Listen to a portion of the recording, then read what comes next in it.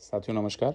मैं अनुराग पांडे आज आपको इलाहाबाद हाई कोर्ट की लखनऊ खंडपीठ में जो 69,000 बीएड चयनित अभ्यर्थी हैं उनके बारे में जो सुनवाई हुई है, जो वहाँ पे आज जो भी प्रकरण हुआ है उसके बारे में अवगत कराने आया हूँ। साथियों, आज लंच के बाद स्पेशल अपील जो है 174/2023 Ashok Yadav versus state of UP, उस पे सुनवाई शुरू होती है। और जैसा कि पिछली सुनवाई में अमित भदौरिया सर के द्वारा कहा गया था, इस बार भी उनके द्वारा वही कहा गया कि आकाश पटेल की जो याचिका है उसको इसी केस के साथ टैग कर दिया जाए। साथियों, उस पर हमारे द्वारा जो अधिवक्ता हैं श्री डीपी शुक्ला सर, जिनको आपने पहले 90-97 के केस में भी देखा होगा, वो डबल बेंच से लेके हाई कोर्ट तक सारे ऑर्डर में आप उनका नाम देख सकते हैं, वो अहम भूमिका में थे। उनके द्वारा इसका अपोज किया गया, उनके द्वारा बताया गया न्यायालय को कि ये केस नेचर अलग है, ये जियो को चैलेंज कर रहे हैं, ये बीएड बाहर करने की बात कर रहे हैं और यहाँ जो सुनवाई हो रही है वो अलग हो रही है। तो फिर उस पर जज साहब द्वारा कहा गया अमित भदौरिया सर से कि आप अपने तथ्य लेके आइए। अगली डेट 21 तारीख उन्होंने लगा दी। बहुत देर सुनवाई नहीं चली है क्योंकि वहाँ पे बहुत सारी चीज़ें हुई हैं, मैं आपको अभी बता रहा हूँ। साथियों, सबसे जो दुखद आज हुआ है वो ये कि बीएड की तरफ से जितने लोग दम भर रहे हैं कि हम बीएड चयनित के पक्ष से खड़े हो रहे हैं, डीपी शुक्ला सर के अलावा वहाँ पे कोई भी एडवोकेट नहीं था। ये बात आप मेरी बातों पे भरोसा ना करिए, आपकी स्क्रीन पर दिख रहा होगा, उसमें आज की डेट में सब ऑनलाइन दिखता है, कोई झूठ नहीं बोल सकता है। आप उसमें देखिए, रिस्पोंडेंट में देखिए, सिर्फ डीपी शुक्ला सर का नाम है। मेरे कुछ साथी कंफ्यूज भी थे कि पिटिशनर की तरफ उनका नाम क्यों दिख रहा है। तो साथियों, जब केस फाइल होता है तो एप्लीकेंट पिटिशनर सब एक ही तरफ रहते हैं। आपको मैं इसके लिए बहुत सारी चीज़ें दिखा दूंगा फिर से आगे, लेकिन फिर रिस्पोंडेंट में उनको अलग से मतलब क्रमबद्ध किया जाता है। और रिस्पोंडेंट में आप देखिए, आपको डीपी शुक्ला सर का नाम दिखेगा और साथ ही साथ आप नीचे देखिए तो आपको आईए भी दिखेगी कि डीपी शुक्ला सर के द्वारा 2 आईए फाइल की जा चुकी है।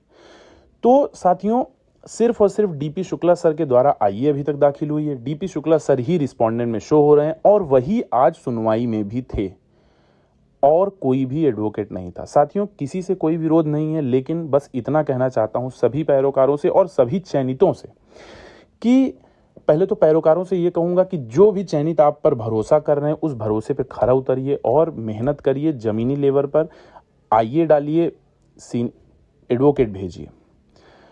लेकिन अब मैं चयनितों से कहना चाहता हूं कि आप सभी से मेरा यही कहना है कि जब आप देख रहे हैं कि हमारी टीम ने इतने अल्प समय में कैविएट दाखिल की, कैविएट की कॉपी उन्होंने पोस्ट की बकायदा, हम सभी ने आईए दाखिल की और आईए में जो हम लोग के साथ जुड़े हैं सबको हम लोगों ने कोल्ड कॉपी प्रोवाइड कराई है उनके नाम के साथ।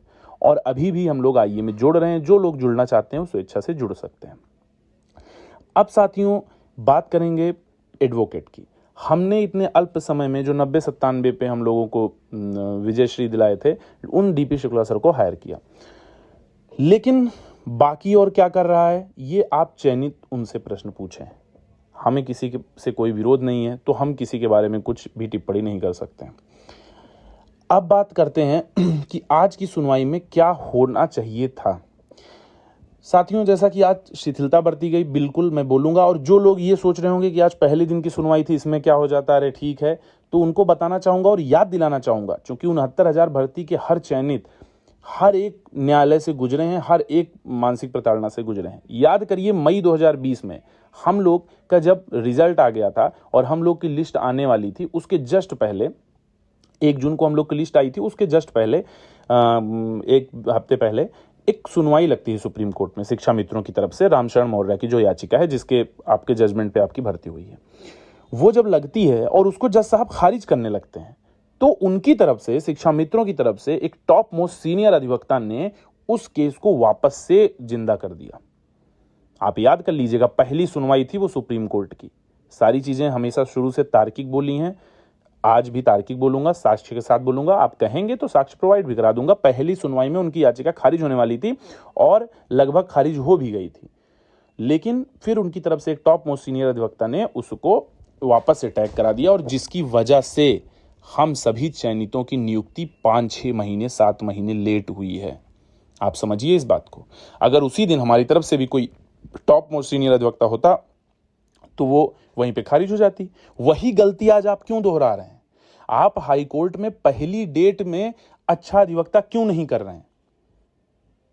जिनके पास फंड है ज्यादा, वो बिल्कुल उनको और उतारना चाहिए। हमारे पास जिस हिसाब से फंड आया है, हमने डीपी शुक्ला सर को किया है, जो कि पहले भी केस जिता चुके हैं, आप लोग देख रहे हैं। और अगर अभी तक की हमारी कार्यशैली से आपको लगता है कि ठीक है हमारी टीम काम कर रही है और सच में काम कर रही जमीनी लेवल पे, जैसा कि 2 आईए आपको दिख रही होंगी, आपको कैविएट दिख रही है, आपको एडवोकेट दिख रहे हैं कोर्ट में सुनवाइयों में, तो अगर आप सभी से यही मैं कहना चाहता हूं कि अगर आपको मेरी कार्यशैली से प्रभावित आप हो रहे हैं तो कृपया हम लोग को मतलब सहयोग करें और हम लोग अगली सुनवाई पे सीनियर अधिवक्ता लेके आएंगे, सुपर सीनियर अधिवक्ता लेके आएंगे। क्योंकि साथियों यहां नौकरी का सवाल है, यहां हम लोग बिल्कुल भी शिथिल नहीं हो सकते हैं। आईए के माध्यम से हमको जुड़ के न्यायालय को दिखाना पड़ेगा कि कितने चयनित हैं। आप समझिए, पैरवी पे सारी चीजें होती हैं। 69,000 का हर अभ्यर्थी ये बात जानता है। तो इसलिए ज्यादा कंफ्यूजन ना रखिए। अगर आप कहीं सहयोग किए भी हैं तो सभी वेतन पा रहे हैं, आप हमारी टीम को भी सहयोग करिए, यही आप सभी से निवेदन है। किसी से हमारा कोई विरोध नहीं है। हमारा भी वकील हमारी ही नौकरी के लिए बोलेगा, हमारा भी वकील हमारी ही नौकरी के लिए बोलेगा, और किसी और का वकील बोलेगा तब भी हमारी नौकरी के लिए बोलेगा। मैं आपसे इस हक से कह रहा हूं कि मुझे सहयोग करिए, क्योंकि मेरी आईए पड़ी हुई है। 2 आईए आपको दिख रही होंगी स्क्रीन पे, पहले दिखा चुका हूं, फिर भी दिखा दूंगा। उसके बाद रिस्पोंडेंट मेरे एडवोकेट का नाम शो हो रहा है। कल को मैं टॉप मोस्ट अधिवक्ता उतारने की स्थिति में आ जाता हूं तो मुझे कोई परेशानी नहीं होगी, मुझे कोई पेपर वर्क नहीं करना होगा। और आज आपको बता दूं कि आज किसी अधिवक्ता के सो कॉल्ड, जिसका नाम बहुत ज्यादा लिया गया, उनके अधिवक्ता तो थे ही नहीं और पेपर वर्क भी नहीं कंप्लीट था। आप समझिए। और सभी पढ़े लिखे हैं, आजकल हर चीज साइट पे दिखती है, ना मैं झूठ बोल सकता हूं ना कोई बोल सकता है।